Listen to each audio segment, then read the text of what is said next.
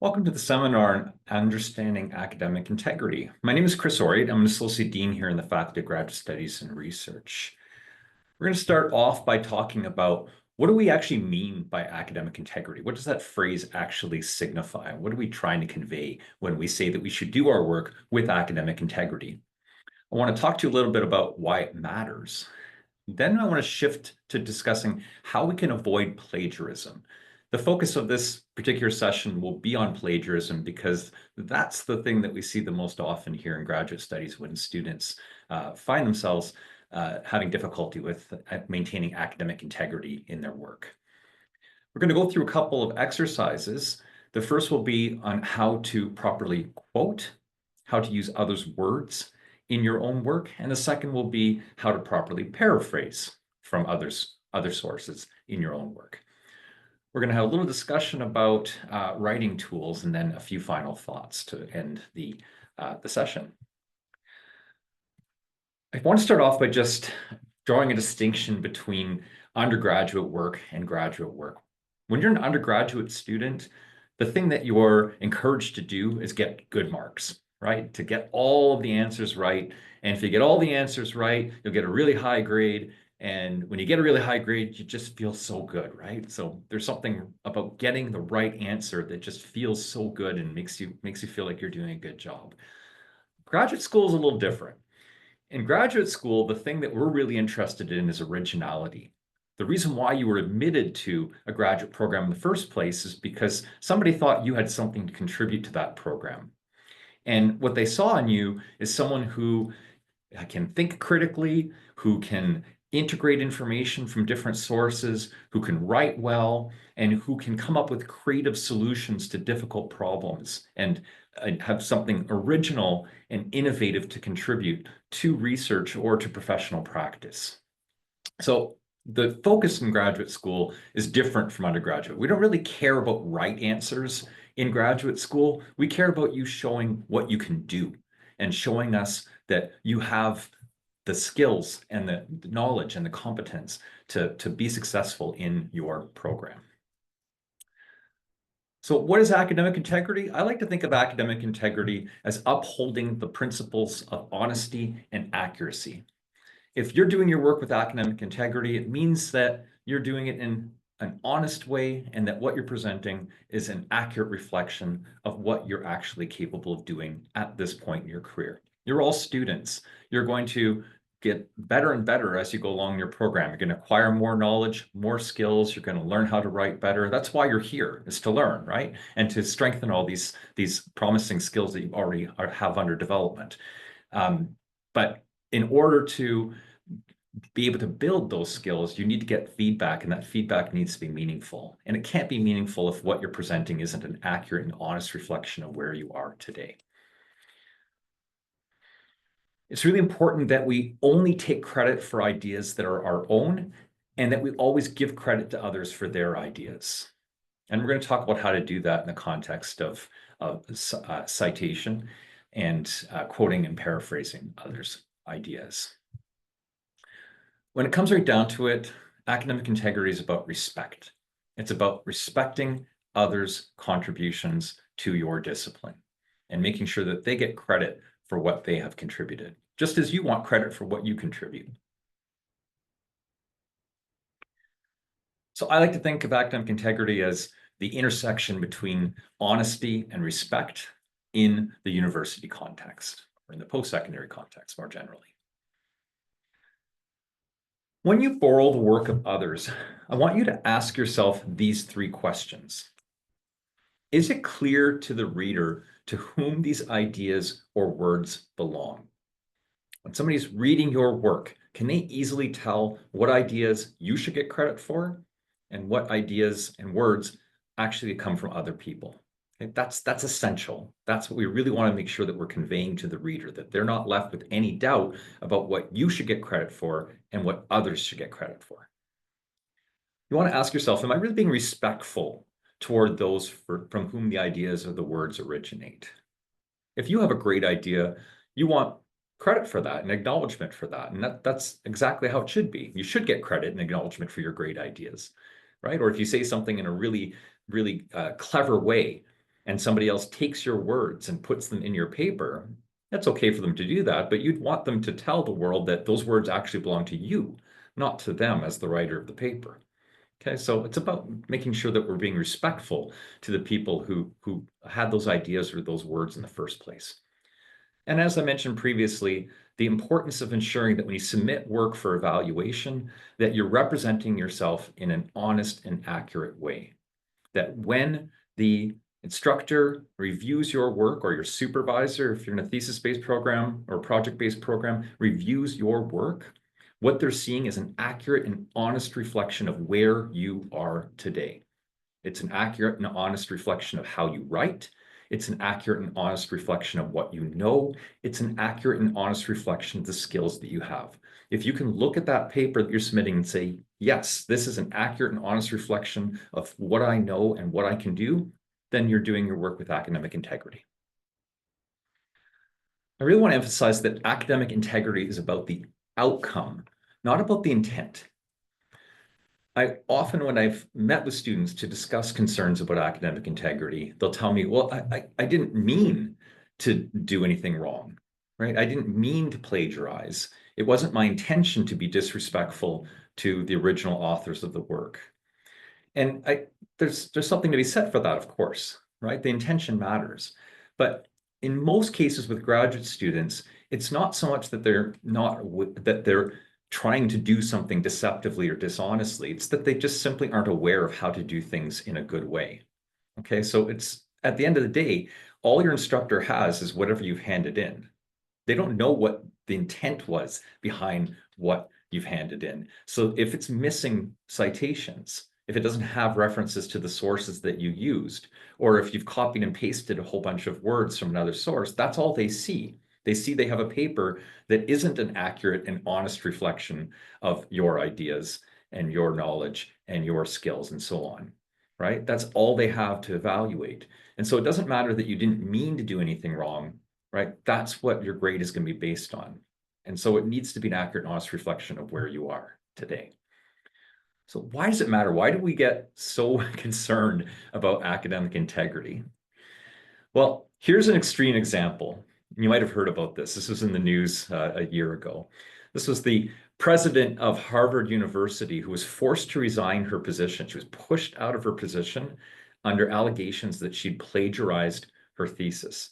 Can you imagine that you one day are fortunate enough to be hired as the president of Harvard University, probably getting $1 million salary, and that's $1 million American dollar salary, and only to have that taken from you because somebody discovers that when they look back on your earlier works from 10, 15, 20, 25, 30 years before, that some of that is plagiarized, right? Well, like a lot of people who find themselves struggling with academic integrity questions, Claudine Gay didn't mean to do anything wrong, but it doesn't matter because she's lost her position all the same. We're going to talk a little more about her in a bit. In the corporate world, we have payment as a matter of currency, right? Or as a means of currency. So if somebody has a really good idea, you're probably going to have to pay them in some form or other in order to use their idea, right? That if you want to subscribe to a service, right, you have to actually pay the subscription fee in order to make use of that service. We don't quite have that in the academic world. It isn't the case that if you use somebody else's journal article in your own paper that you have to track them down and write them a check or hand them over some cash, right? The way that we give payment in academia is through credit, right? The awarding of credit. But it's the same idea, right? We're compensating the person for the use of their work, and we're doing it by citing their work in our own. So by giving credit to others for their good ideas and for their words, we're allowing those people to build a reputation for excellence. And it's the same thing we would want for ourselves as academics, right? So if you're writing something and it's really good and other people make use of it, right? Well, they're not going to come and pay you to make use of your work in all likelihood, but you would definitely want them to acknowledge that it's your work in theirs so that they're not getting credit for it, you are. And that's going to help you build a reputation. The more people who use your work, the more you're going to become known as a person who does good work.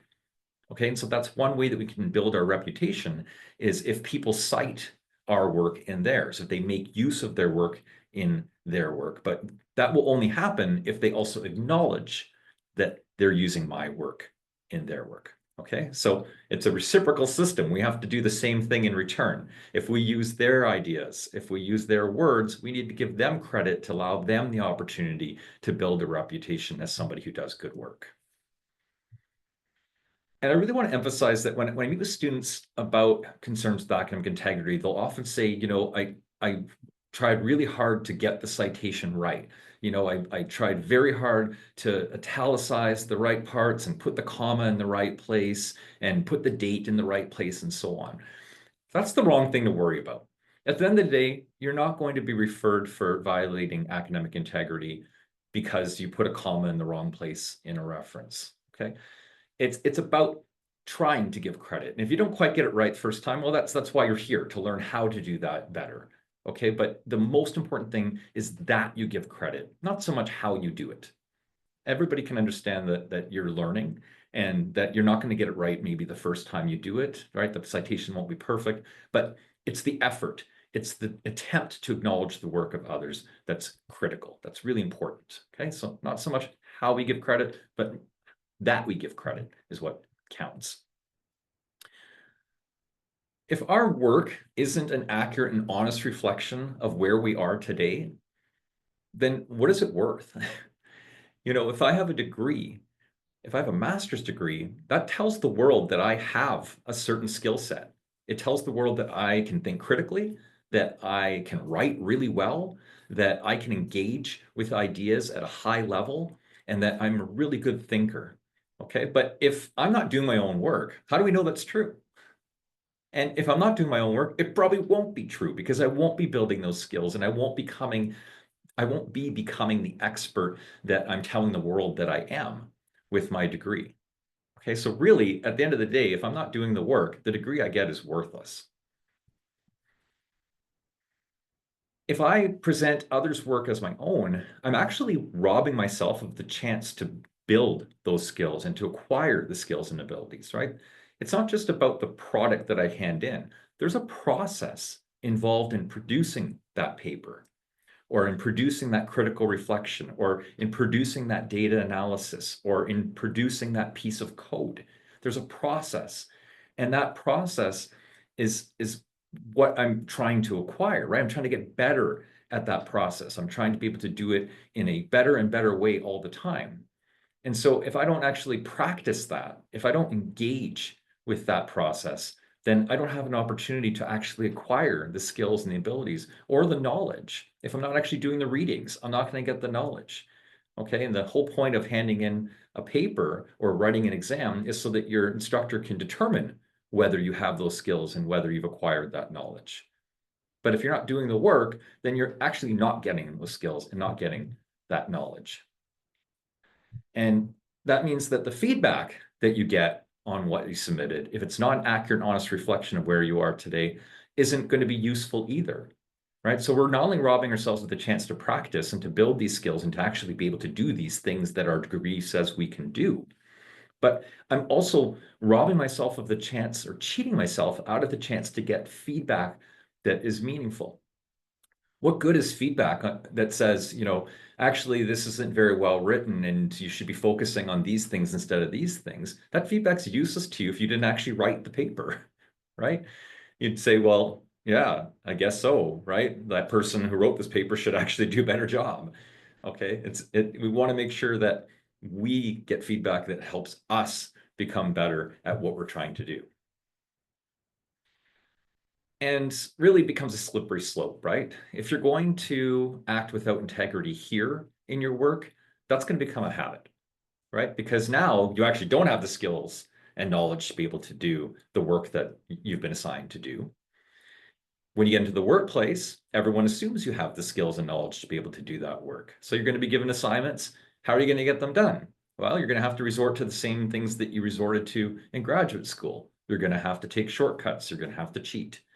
Okay, and it just becomes a cycle. and you never have the opportunity. So take the opportunity here while you're in graduate school to do things in a good way, master the knowledge and the skills that you need to be successful in the job you're eventually going to get. And then when you get that job, you'll feel confident you can actually do it and not have to always rely on doing things in a way that compromises the integrity of your work. We want to end up like Claudine Gay, right? Getting fired from our presidency at Harvard University. I think another thing to keep in mind is that the penalties for academic misconduct can be very severe, and the consequences, especially for international students who are found to have committed academic misconduct, can be particularly harsh. And this is not because we want to punish international students more than other students. It's because when students from other countries who are studying here receive failing grades and are required to discontinue from their programs, they also have to leave the country, which can be devastating. So we don't want any of that to happen.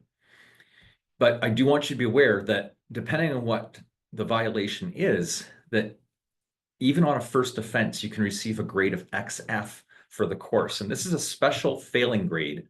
It counts for 0 in the calculation of your average. But worse than that, it stands on your transcript forever, and it signals to the whole world that you were found to have committed academic misconduct in that course. Okay, so it's only given under special circumstances, but it's a pretty harsh consequence. It can also be accompanied by expulsion from the university. Okay, so a graduate student who receives this grade can be expelled and required to discontinue their studies. And although that is a pretty extreme thing, right, there's all kinds of other penalties that can be given. I think you want to avoid having to worry about this at all, right? If we do our work with integrity, we don't need to worry about these really negative outcomes. So let's shift the focus to talking about how we can avoid all these bad things from happening. How do I avoid plagiarism? As I mentioned previously, I want to focus on plagiarism because I think this is where graduate students sometimes get very confused. You know when you're cheating on an exam, right? If you are writing an exam, you're told not to look at anyone else's paper, and then you sneak a peek at someone else's answer and you realize, oh, actually for number 4, it's supposed to be C, you know you're cheating. There's no question about that, right? If you break into somebody's office and steal an exam and make photocopies of it and sell them to your classmates, you know that you're doing something wrong. In fact, that's criminal behavior. You're actually breaking the law. Nobody has any questions about that. And those things are very rarely things that graduate students do.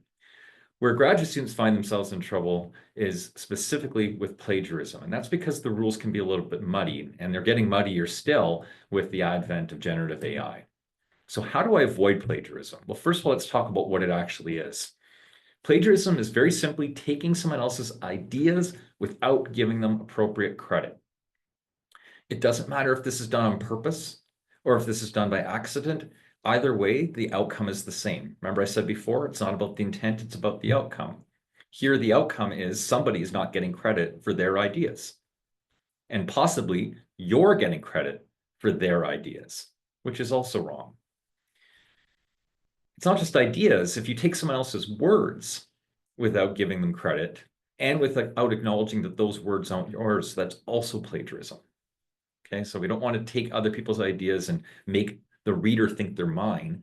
And I don't want to take other people's words and make the reader think that they're mine. I want to be very clear anytime I'm using someone else's ideas or words, who they really started from, who originated those ideas and who originated those words.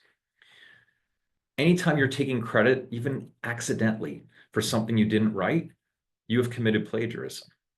Okay, and as we said previously, plagiarism is academic misconduct and will probably be penalized. And one of the things that's made this very complicated, as I mentioned previously, is the advent of generative AI. ChatGPT, ever hear of it? So I just want to say at the outset that please do not use ChatGPT to write your papers for you. This undermines everything that we've discussed so far, right? That when you're handing in work, that it's an accurate reflection of your abilities, your knowledge, and so on. If ChatGPT has written the paper, it clearly cannot be a reflection of your knowledge, your skills, and where you are in your program at this time. Okay, of course, ChatGPT isn't the only AI application. There are millions of them. Well, probably not millions, hundreds of thousands anyway, and more every day. Any application now that you use to assist you with your writing, you can safely assume is using AI, artificial intelligence. Okay, even things that like Grammarly that we may not have thought about as being an artificial intelligence application is powered by artificial intelligence. It is based on the same underlying large language models as ChatGPT and Copilot, all these other tools that we have at our disposal. These tools, as we know, save a lot of time. They're very helpful, and there are many good ways to use these tools, many ethical ways to use these tools, right? We can use these tools in a good way to support our learning, to support our research, and to help us get our work done in a way that is quicker and better. But we have to use them responsibly. We have to use these tools in an ethical manner. So at the University of Regina, generative AI technology in your work is not allowed unless you have permission from your instructor to use it. The default position is that you're not allowed to use these tools in your work, not even Grammarly. Okay. However, individual instructors can give you permission to do so. So it's critical, it is absolutely essential that before you use any tool that relies on AI technology, that you get permission to do so from your instructor or from your supervisor if you're in a thesis or project-based program. Make sure you ask. Have the conversation beforehand. Tell your instructor, hey, I was planning to use ChatGPT to carry out this task. Is that okay in this class? I was planning to use Grammarly in order to improve the grammar of my paper. Is that okay? If so, how would you like me to go about doing that? Okay, they might tell you that they want you to write a statement and add it to your paper that says, I use Grammarly to improve the grammar, or I use ChatGPT to, for whatever purpose you might have used it, to generate an image, okay, or something like that.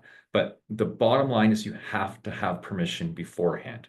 You can't hand in something that has been assisted by AI, and then afterwards, if you're questioned on it, say, oh, well, I thought it would be okay to use these applications. It's not allowed at the University of Regina. So check your course syllabus for your instructor's policy, and most importantly, talk to your instructor. I can't emphasize that enough. Most of the students that I see that get referred to me for academic misconduct have not had a conversation with their instructor about whether it was okay to use these tools or not.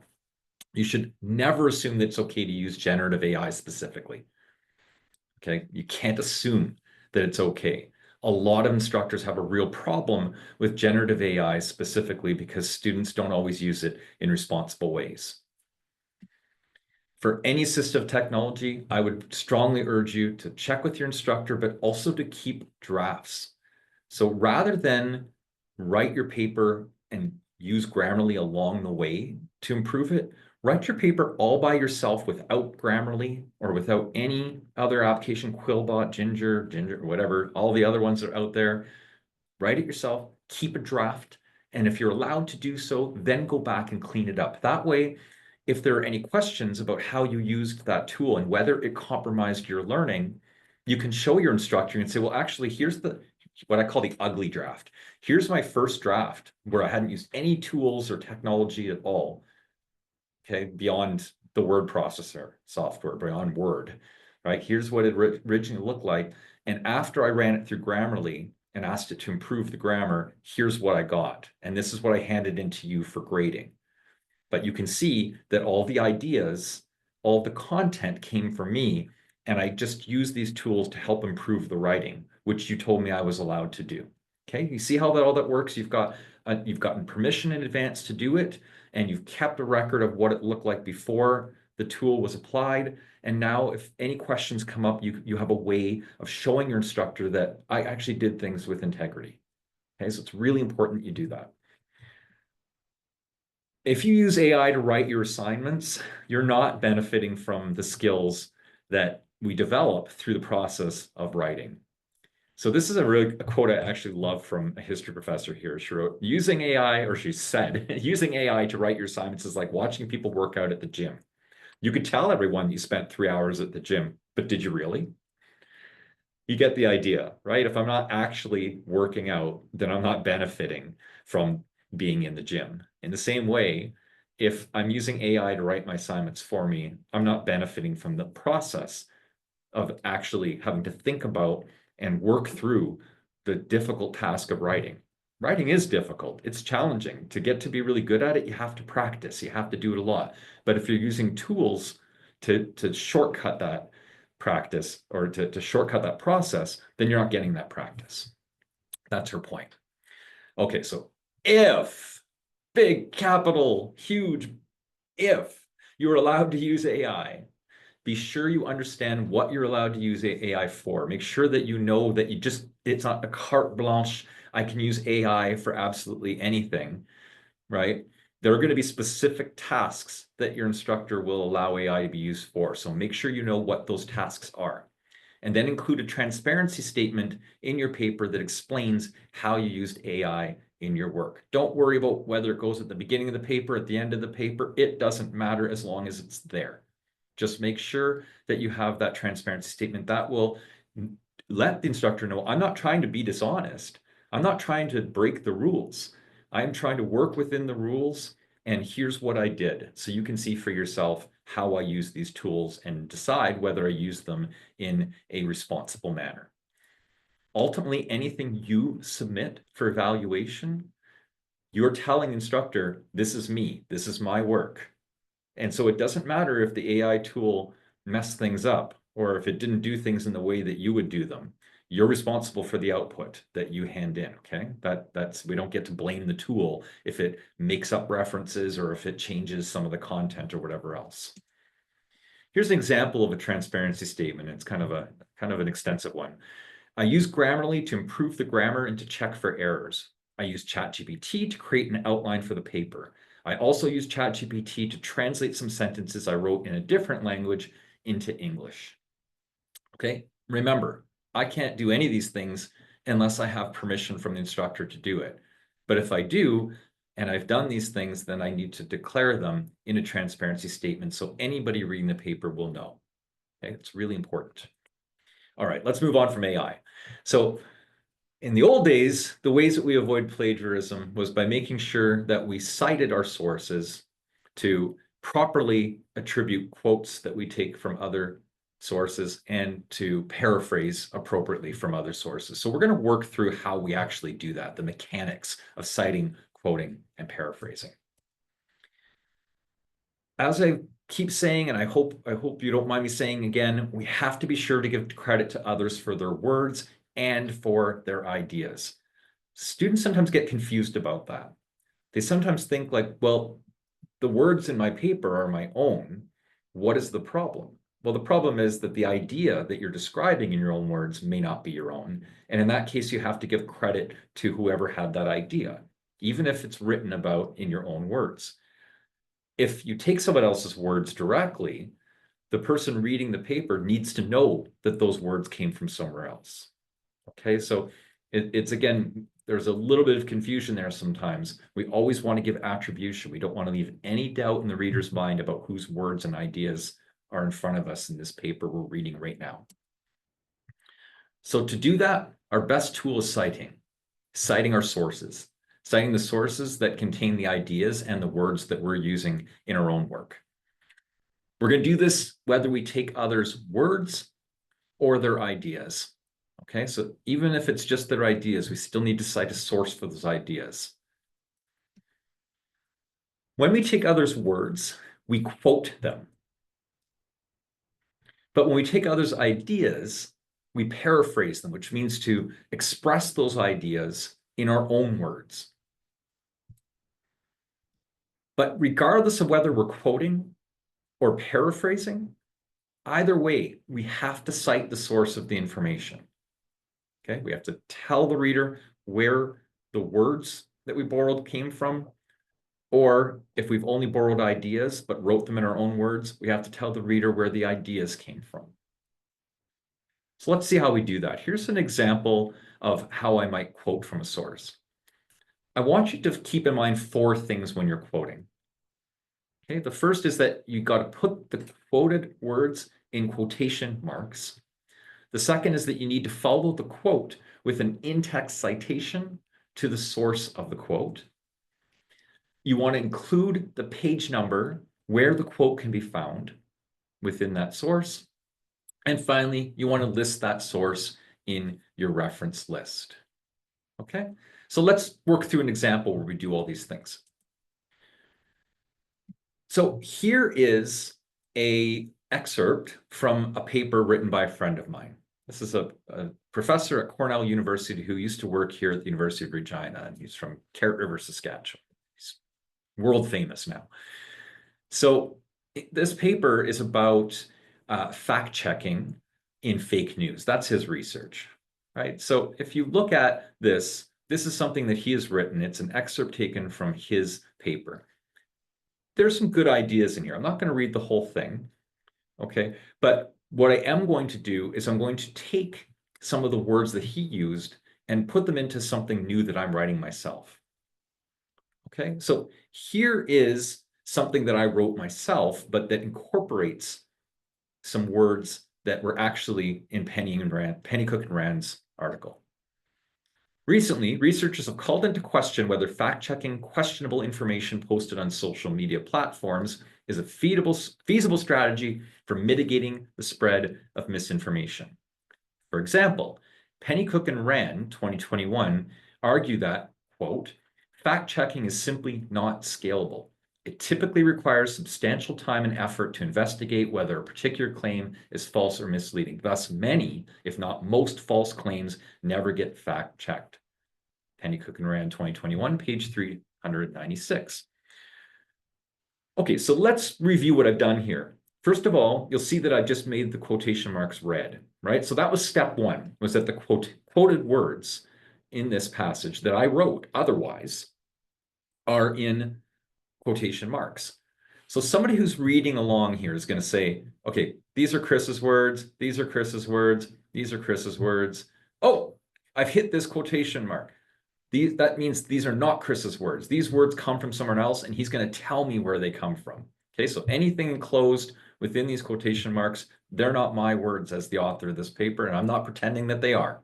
I am telling you straight up that these words come from this particular source, the Pennycook and Rand paper from 2021. Okay. As I said, they come from Pennycook and Rand, so I've added an in-text citation that tells people exactly which paper they will find this in. I've also added the page number where the quotation can be found. Why do we do that? Well, the reason why we put the page number in is because if I wanted to, I could quote somebody out of context. Let's say that somebody was quoting me and they said, according to Oriet, Donald Trump is the best president that Americans have ever had. Okay, Oriet does not think that. If you go back to what I originally wrote, maybe it says that although he is a complete idiot, many Americans believe that Donald Trump is the best president that Americans have ever had. Okay, so when you look at the full context of that quote, you can see that my intention was actually to disparage Donald Trump, to say that I don't think he's a good president. But somebody who wanted to pretend otherwise could misquote me, and they could just take a little portion of the full quote of what I said. Okay, so the point is we have to give the reader the opportunity to say, is that really what Pennycook and Rand meant when they said that? Or is the author taking that out of context? Let me go check. Okay, so this makes it, by adding the page number, you're making it easy for the reader to go and look at the full context of the quote. Okay, I'm going to add the full bibliographical reference in the reference list. Okay, so this doesn't appear where I'm writing right now, but it's going to appear at the end in a reference list, okay, which just provides the full information about where I can find this source. Okay, so let's do a check. Remember before I said, anytime we're submitting work for evaluation and we want to see if we've done things correctly, we have to ask ourselves these three questions, right? The first question is it clear to the reader to whom these words or ideas belong? I think so. I'm clearly signaling that the ideas are Pennycook and Rand's, and they're not my own. Okay, beyond that, I'm also clearly signaling that the words are not my own by putting them in quotation marks, right? I'm telling people this is where you will, that these words don't actually come from me, they come from this source. Am I being respectful toward those from whom the ideas or words originate? Yeah, I think so. I'm not taking credit for Pennycook and Rand's work. I'm telling you that these words come from their work, and this is where you can go and look at that yourself. Okay, so I'm not claiming the ideas or the words as my own. I'm giving credit to the original authors for them. Am I honestly and accurately representing what I know and what I am presently capable of, with the emphasis on that keyword presently capable of? I know I'm going to get better with practice, but where am I now? Okay, and I think I did that. I wrote that passage myself, other than the part that was in quotation marks. And so if you like the part that's in quotation marks, that's not me. Don't give me any credit for that. If you like the part that came before that, that's me. That's my writing. That's how I write. Is it as good as Pennycook and Rand's? Nope. Gord Pennycook writes really well. He writes much better than I do. Okay, but that's me. Okay, the first part, that's my writing. So it should be clear to whoever is reading this which words are mine, which words are Pennycook and Rand's, and I think it is in this example. Okay, paraphrasing is writing about others' ideas, but writing about them using our own words. But I think students get really confused about this too sometimes. So paraphrasing is not just copying and pasting from a source and then changing a few words from it. It's not copying and pasting several parts of several different papers together and changing a few words around. It's not taking another source and then rewriting that source one sentence at a time. It's not taking the output of ChatGPT and rewriting it one sentence at a time.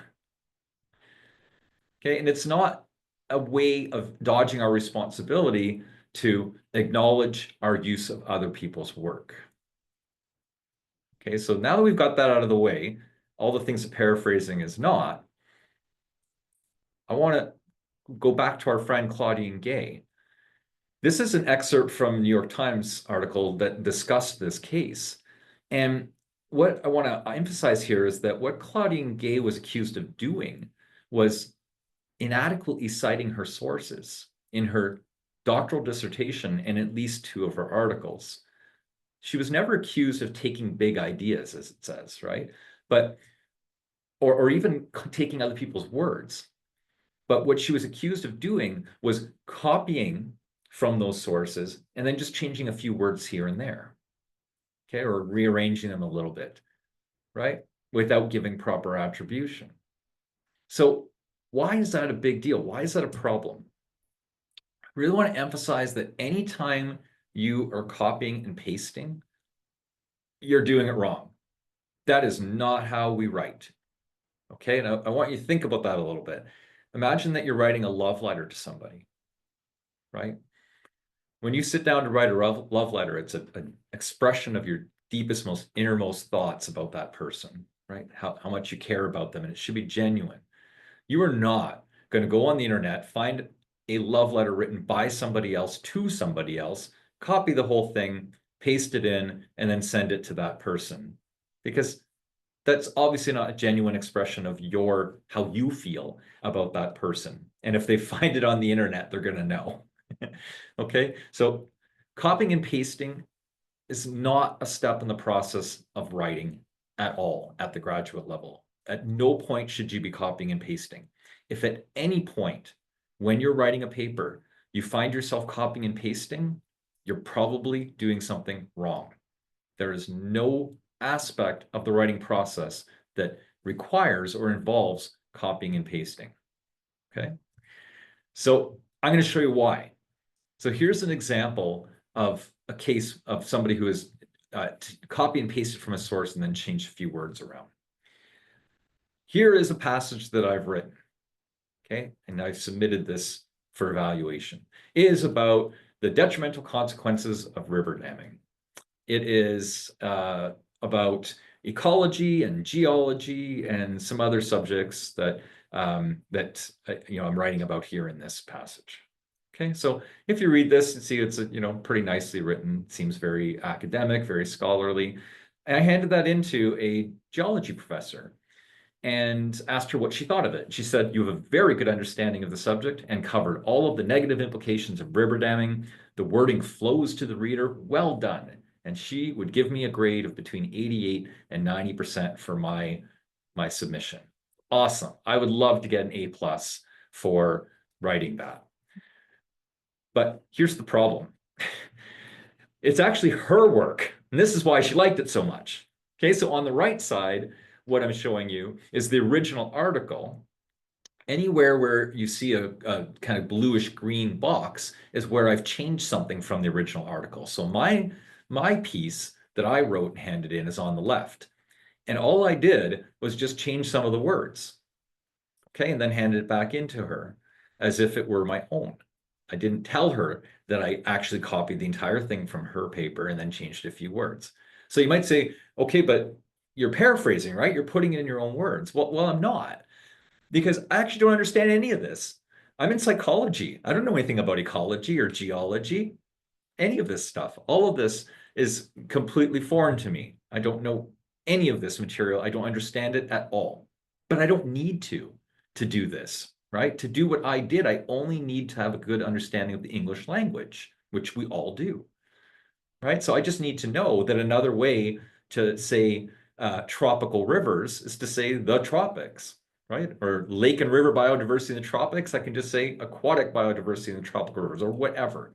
Okay, all I've done here is just taken the original words and put them in, just found synonyms for them. Okay, there's no indication here that I understood anything. And that's the problem, right? That how is your instructor going to know whether you actually understand this stuff if you're not writing about it from your own understanding? If I copy and paste from other sources and change the words around, anybody can do that. My daughter is 12. She could do what I did here, but I guarantee you she doesn't know anything about ecology or biodiversity or any of these things. And so this is definitely not what we want to do. So what should I be doing instead? Well, here's my process for paraphrasing. First of all, you want to read by the paragraph, or maybe by a couple paragraphs, rather than sentence by sentence. You want to start by reading a fair chunk of a paper, and then write down your thoughts about it. Okay, so the thing you're going to do is read a paragraph, maybe 2, maybe 3, stop, and then just make some notes. Do it by hand. Okay, just jot down a few key ideas from those papers. Make a list with the citation to the paper as the title of the list because you don't want to lose track of where the information came from. Use bullets rather than complete sentences. That'll reduce the temptation to want to take the author's words and put them in your own work. Okay, and once you've made the bullets on all the information that you want from that paper, put the paper away, close the PDF. If it's a paper copy of the paper, put it in a drawer, out of sight. Okay, so I've got my list now. All I've got left is just my list of all the key ideas that I want to capture from that paper, but not the paper itself. Now it's time to write some sentences.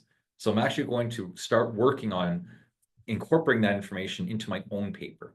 I'm going to turn my bullets into sentences in my own voice using the way I normally would talk about things, but in an academic way, to capture the ideas from the paper that you are reading. You want to cite the source of those ideas, and you're going to do that even if you aren't quoting. Okay, remember we said that anytime you take words or ideas from another source, we have to cite where those words or ideas came from. Here, I'm not taking any words, but I am taking ideas. I still have to provide a citation. As the last step, once I'm done writing my own thing, I'm going to go back and I'm going to just fact check it. I'm going to check it against the original source and make sure that everything is accurate still. Okay, I'm not going to be tempted to change things to make it sound more like the original source, or I'm not going to be tempted to take from the original source. I just want to make sure it's accurate. that I haven't done something wrong in the way that I've reworded things, okay? That all the original ideas are still there and they're captured accurately in my writing. Here's that passage again by Pennycook and Rand. Instead of quoting from this time, though, I'm going to paraphrase from it. So here are the notes that I've made. Remember I said that our first step is to read a paragraph or two and then just make some jot notes, right? Here are my jot notes in bullet form. There's problems with fact checking. You can't do it for every post. It takes time. Misinformation is probably already spread by the time that the fact checking has happened. I might catch stuff that's flat out false, but I'm going to miss the more subtle misleading information. And a third major point that I took from that is need to worry about what people are going to think about info that is not flagged as possibly false. Okay? These aren't proper sentences. They're not supposed to be. They're just bullets, just notes that I've jotted down from my reading of the Pennycook and Rand article. Now let's turn that into something. Okay, so what I've written is Pennycook and Rand have pointed out that rolling out fact-checking on the kind of scale required to mitigate the sharing of misinformation on social media may simply not be feasible. First, as these authors note, the number of fact-checkers required to do so would be staggering, and even if there were enough people to do it, they probably couldn't do it quickly enough to prevent misinformation from spreading widely. Second, Pennycook and Rand emphasized that it may not even matter because fact-checkers can probably agree that things that did not happen can be confidently flagged as false, but there's a lot more uncertainty around posts that frame things that have occurred in misleading ways and so on. Okay, so I went through that because there are a couple features that I want to highlight in this. I've done a little trick here. Okay? I've used something that I call signal words. And the signal words here are the way that I've written things that help you to understand who should get credit beyond the citation, right? So I've started out by putting Pennycook and Rand 2021. Okay, you know that the idea that's about to follow isn't mine. It comes from Pennycook and Rand because I told you that, right? But then I keep doing that, right? I say first, as these authors note, the number of fact checkers, da, da, da, da. Second, Pennycook and Rand emphasize that. Finally, the authors argue that. Okay, in every case, I'm reminding you, not me, not my idea, not my idea, not my idea.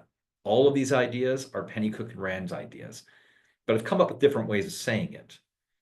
Nevertheless, the important thing is that you couldn't possibly read this and think that I was telling you these were my ideas, right?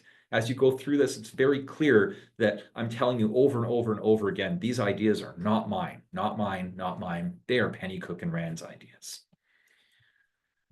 Okay, so let's do a check here. Oops, sorry, I'm just going to note here that I've also included a citation and that I would add this to my reference list as well, just as I did when I was quoting. Okay, is it clear to the reader to whom these ideas or words belong? Absolutely, I think it is, right? I'm using signal words to capture that I am not the one who had these ideas, but Pennycook and Rand are.